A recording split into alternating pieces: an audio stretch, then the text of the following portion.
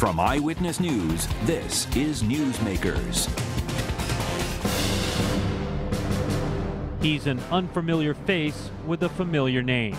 And it is my pledge to uphold that tradition of public service as your next governor. Clay Pell is 32 years old, married to Olympic figure skater Michelle Kwan, and now a Democratic candidate for governor. He served in the Coast Guard and the Obama administration, but he's never run for office before. On Tuesday, he formally kicked off his campaign. Now he sits down with Eyewitness News to lay out where he stands on the big issues facing Rhode Island. Our guest this week on Newsmakers, Democratic candidate for governor, Clay Pell.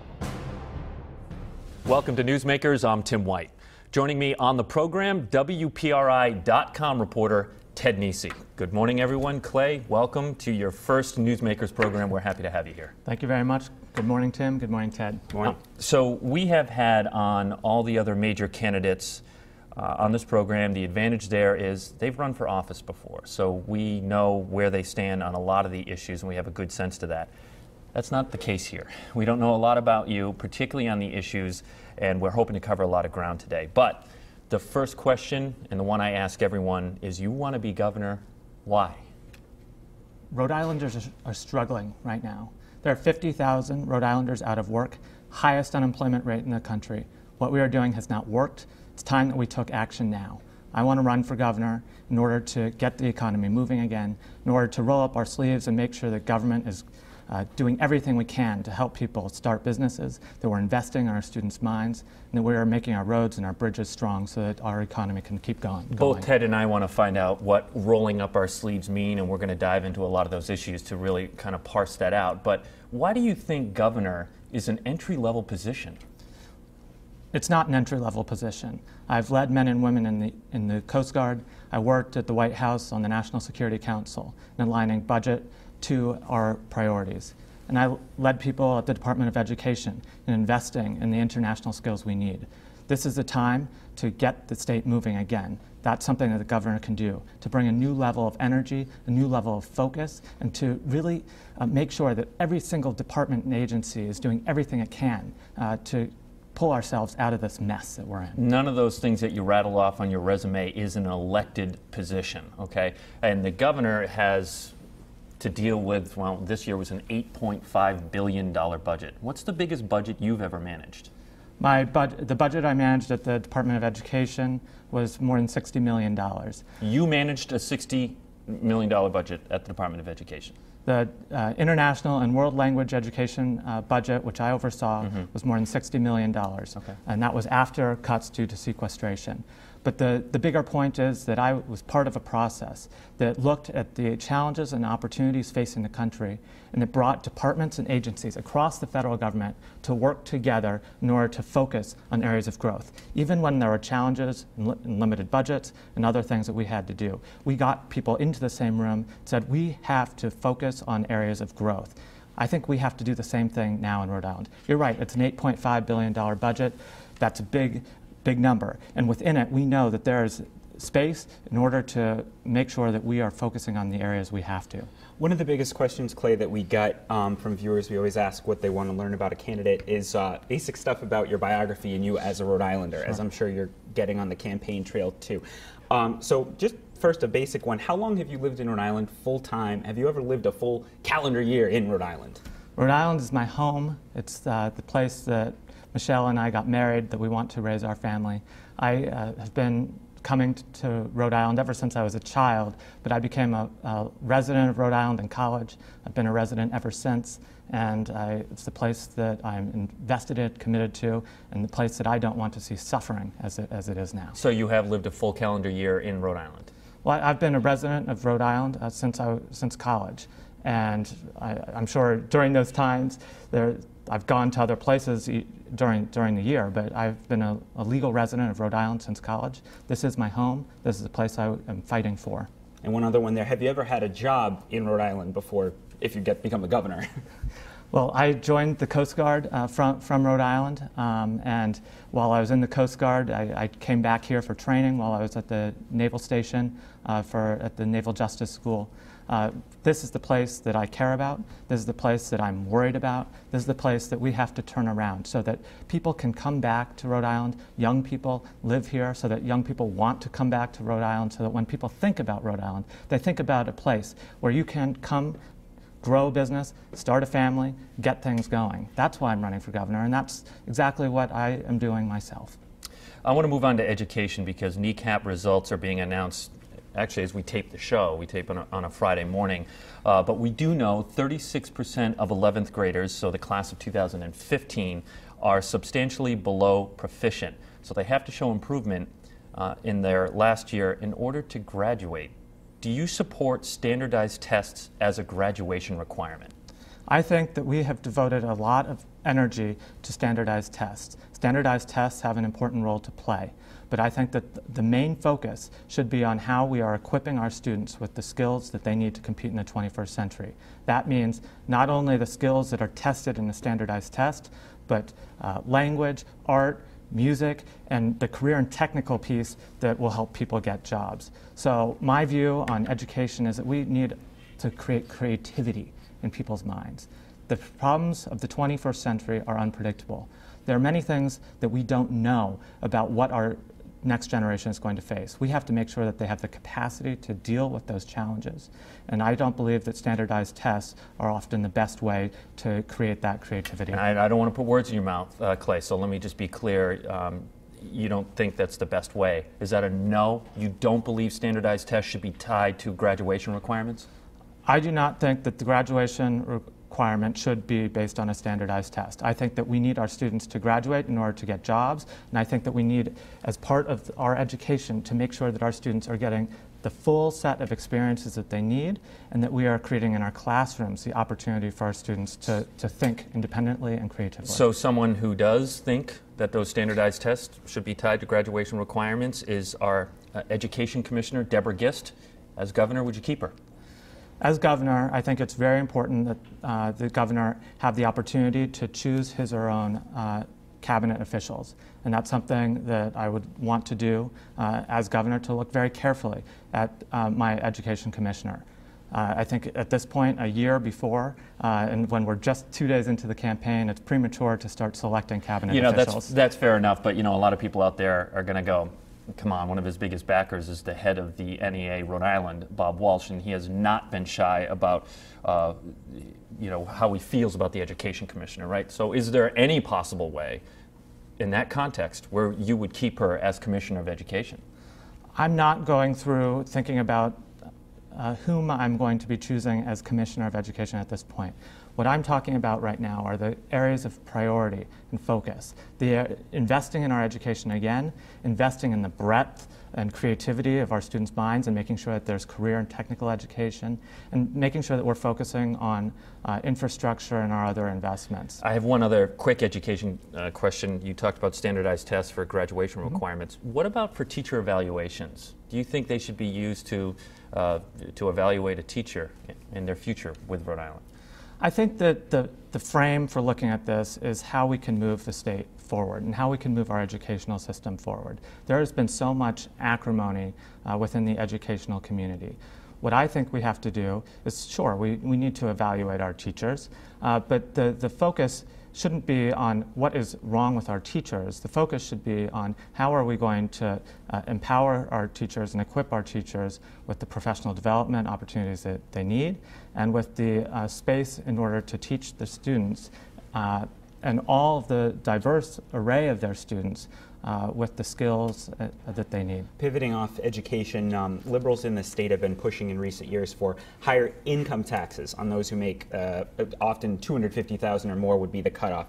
Do you support that, or would you keep the current income tax structure agreed to in recent years in place as governor?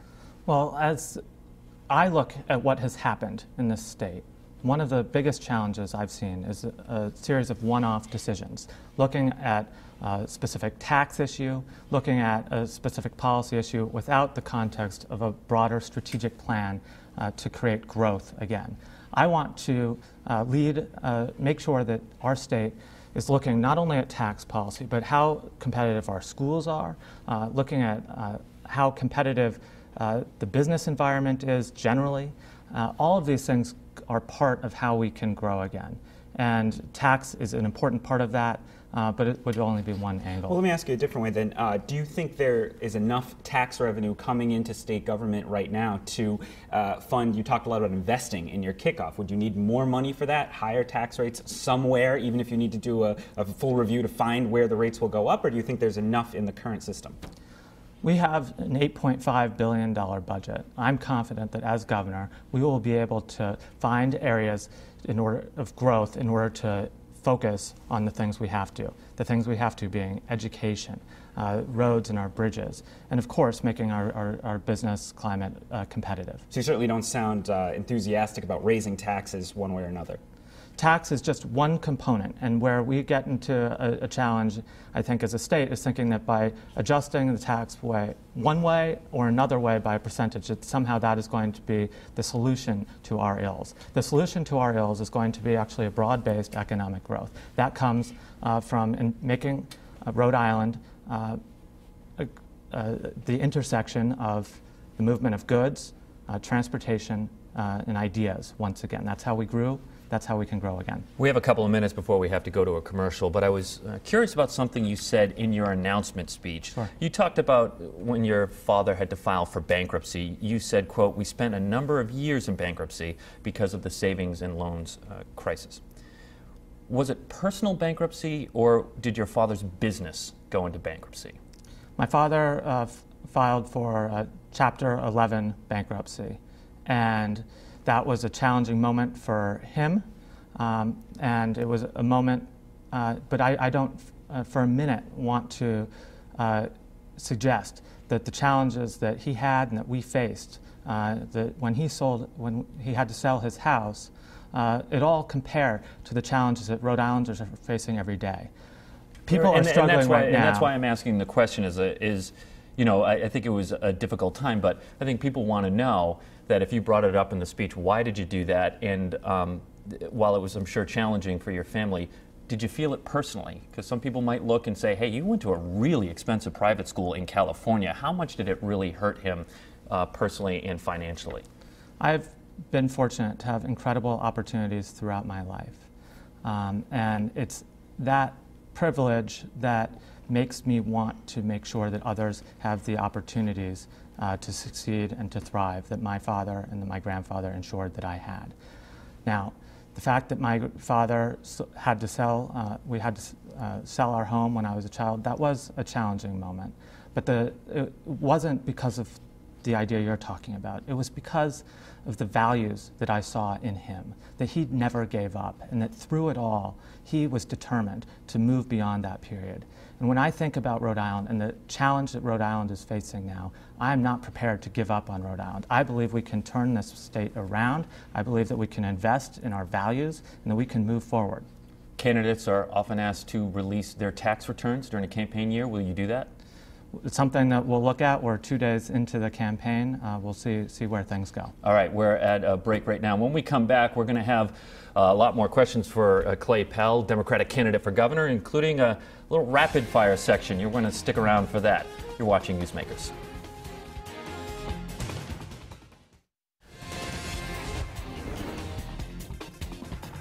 Welcome back to Newsmakers. I'm Tim White. To my right, WPRI.com reporter Ted Nesi. And our guest this week is Democratic candidate for governor Clay Pell. Ted. Clay, one of the contrasts you've drawn with your opponent, one of your opponents, Gina Raimondo, has been over the 2011 pension law. You've said you would have tried to negotiate more, but if the pension bill had reached your desk as governor, the way it's written now, would you have signed it or vetoed it? Look, my focus in this campaign is going to be on ideas and on the future. I think that it's very important for the governor to bring leadership and to be able to bring people together. I believe that for the fiscal stability of this state, what we need more than anything else is certainty. Right now we have mediation. I think that mediation, none of us have any idea what the outcome will be, has generated more than a year of uncertainty.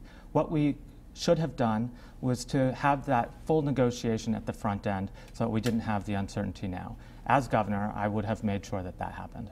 But I'm sure that Governor Chafee has said that he wanted to mediate. He said that all along. But there came a moment where that bill came to his desk and he had to sign it, or as Ted said, he had to veto it, what would you have done? Up or down? I'm running for governor because I believe I bring a distinct set of experience, distinct leadership style, and distinct set of skills. I think that we would have been able to negotiate that. And that is the type of leadership that I will bring, so that we can actually work together and not continue to have some of these same conversations for years and years and years. Tim mentioned earlier Bob Walsh from the NEA is one of your strongest supporters. Bob has said on this show in no uncertain terms that law is unconstitutional. Do you agree or disagree with Bob that the law is unconstitutional? As a former prosecutor, as a lawyer, I'm going to leave it to the judges to figure out whether or not that law is unconstitutional or not. What I believe is that as governor, your job is to bring people together and to make people negotiate, and I think that that is what needed to have happened. Now, we're in mediation. I think what we have to do is make sure that we get certainty moving forward so that the state can tackle all the challenges that we face, from education to the environment to the business environment. And those are the things that I want to work on as governor. All right, I want to do a little rapid fire section here, Clay. As I pointed out at the beginning of the show, we don't know a lot about you, so we're trying to get where you stand on some of the issues. So looking mainly for yes or no on a lot of these, but some of those, just short answers. Yes or no, do you support binding arbitration for teachers? Yes. Okay. Are you pro-choice or pro-life? Pro-choice. Do you support the expansion of charter schools in Rhode Island?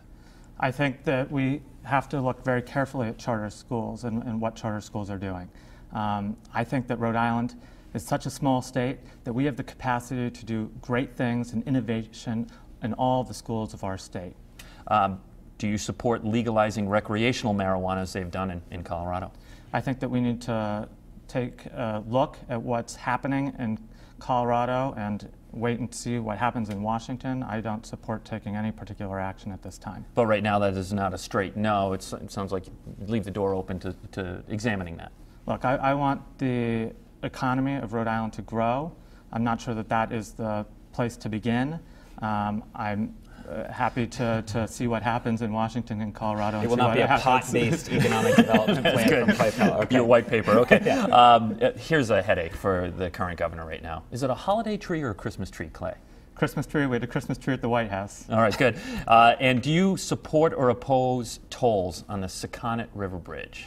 No tolls. This is a question of fairness for the people who live there. It's also an example of how we need a statewide approach in how we fund our infrastructure and how we fund our education.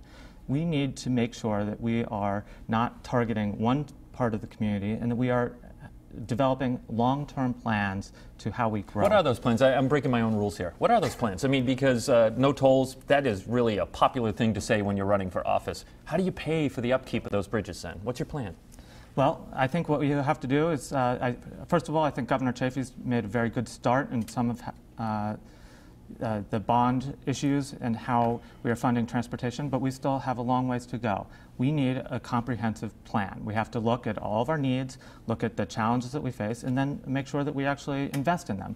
We have an $8.5 billion budget. We have the opportunity to work with the federal government in significant ways on transportation. We have to look at it comprehensively. A toll on a bridge in one part of the state, I don't think is an example of the type of comprehensive approach that I would bring to the office of governor. And one last yes or no for you. Do you support driver's license for undocumented immigrants? This is a question of public safety. It's a question of making sure that people on the roads, we know who they are and that they are able to have insurance as we require them by law to have. So yes, I think that drivers in Rhode Island should have driver's license. No rapid fire from me. In your kickoff speech, Clay, you promised to, quote, put an end to cronyism and insider politics. Now, putting cronyism to one side, because I'm not casting aspersions on anyone, we've mentioned Bob Walsh repeatedly. Your spokesman, Bill Fisher, is a lobbyist or has worked as a lobbyist, and I don't think even they would classify themselves as outsiders to the political process in Rhode Island. And you're the grandson yourself of a United States senator, the world's most exclusive club, it's often called. How do you square your own position and those of your supporters with your rhetoric about insiders? This is about making sure that my office as governor will be totally open and appear to be totally open to all people, all Rhode Islanders, not just the powerful or the specially connected. It's a simple step that I can take, not to accept contributions from PACs or from state lobbyists, so that people know that all ideas are welcome in the governor's office, whomever they come from, but I'm not taking money from state lobbyists or from PACs. But is it all about donations? You know, I watch politics closely. It often doesn't seem to be that a check is written and therefore the person does something. It's who has their ear, who do they listen to, whose advice do they take, whose policy prescriptions really carry the day in the governor's office?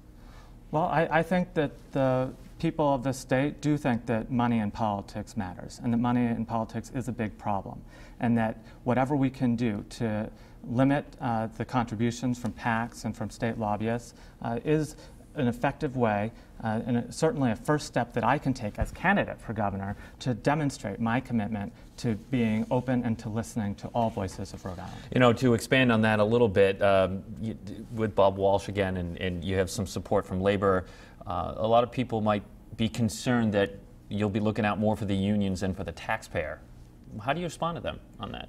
I disagree. I am running for governor in order to stand up for all Rhode Islanders and to make sure that everyone here has a fair chance. All right, I want to bring up a picture for you if I could. If you could bring up the Boston.com.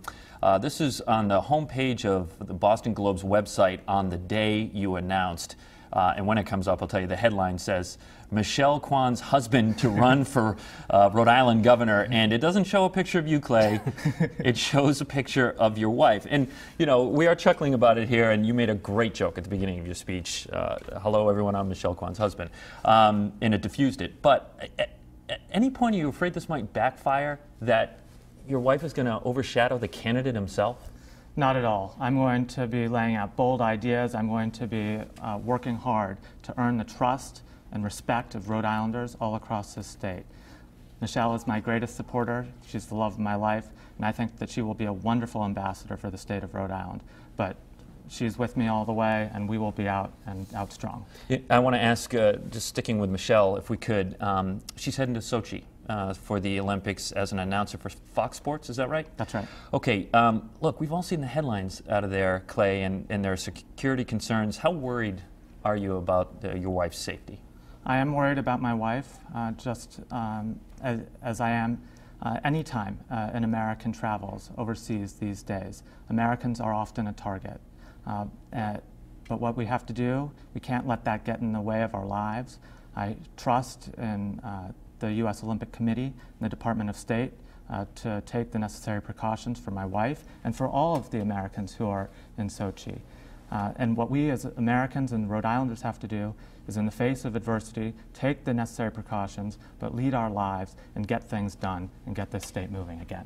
Back to state-level policy, not Russia policy. We'll say Rhode Island's one of the states that opted to build its own Obamacare, Affordable Care Act marketplace, Health Source RI. Christine Ferguson, the director, has asked for roughly $20 million a year to operate it. No source of funding has been identified. Are you comfortable with that level of annual budget for Health Source RI? And do you have any thoughts? Governor Chafee himself has said, ask the candidates, so here we are. How should it be funded? Well, let me say, first of all, I've met many people who've signed up and now have health insurance as a result of Health Source RI. So I think that this is an important program. This is something that will reduce the cost and expand access, and it's something that we have to figure out a way to get done. Now, in terms of the sources of revenue, there's the possibility of an extension for federal funds. I think that we should absolutely take advantage of that if it's possible. In speaking with Christy Ferguson, I understand also that there's a possibility of monetizing revenue streams in the future so that the site begins to pay for itself. These, I think, are all things that we need to be looking at, but absolutely this is a step in the positive direction, and we should find a way to do it. So you wouldn't give it back to the federal government? Look, I think that there might be a way over time. Rhode Island's done a great job to link our program with other states, maybe bring them in, maybe do something together with the federal government. But this is something that we've done right, we've done well, and it's something that we should make sure we keep going. Governor Chafee put $12 million in his budget proposal to pay investors back in the 38 Studios scandal. Would you have put that money in your budget? No. The SEC investigation is ongoing. There's litigation ongoing. I think that we need further outside analysis about the costs and the benefits of repaying this loan. But the budget was due, and no study's done yet, so you would have rolled the dice then and just not put it in the budget and planned for it? This isn't about rolling the dice. This is about the economic growth of the state. I think that we need to focus our money where we can really grow, and that we need to await the action, await the best information before we take action. This is really important stuff. This isn't about throwing the dice. This is about taking taxpayer dollars very seriously and not sending money in that direction when it might not be fully necessary. 20 seconds left. Letter grade for Governor Chafee's first term, only term. Oh, well, I'm running for governor in order to move the state forward. I don't think that You're lucky it's the end of the show. You're dodging that question. Clay Pell, Democratic candidate for governor, thank you very much for joining us on Newsmakers, and we hope you come back. Thank you very much. I look forward to it. All right, for Ted Nesi, I'm Tim White. We will see you next week on Newsmakers.